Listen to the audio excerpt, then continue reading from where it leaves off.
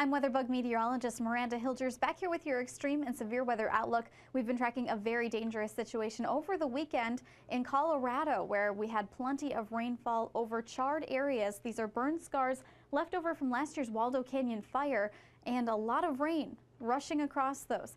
This is the scene from Angie out there in Manitou Springs, Colorado, noticing cars being swept away in those torrential floods. And yes, one person has died, 2 are still missing at this hour, and a home was swept away in this flooding.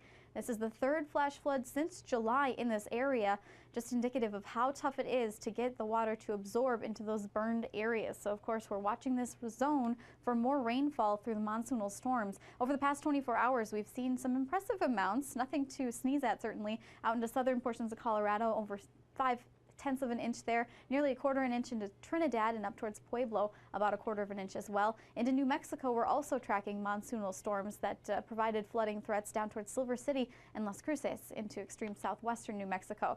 Now elsewhere, thunderstorms were firing yesterday. We had mid-Atlantic wind damage to talk about, but of course, one of our bigger stories was the hail across the Pacific Northwest and into the Intermountain West. Talking about Montana, some large hailstones and more severe weather, certainly a threat later this afternoon as we look towards the Central Plains. From Waterloo, Iowa, just north of the Des Moines area, and back through into Sioux City, near the Sioux Falls area, and even into portions of Nebraska and the Black Hills of South Dakota. Certainly watching for hail and wind damage and possibly even an isolated tornadic threat here as well.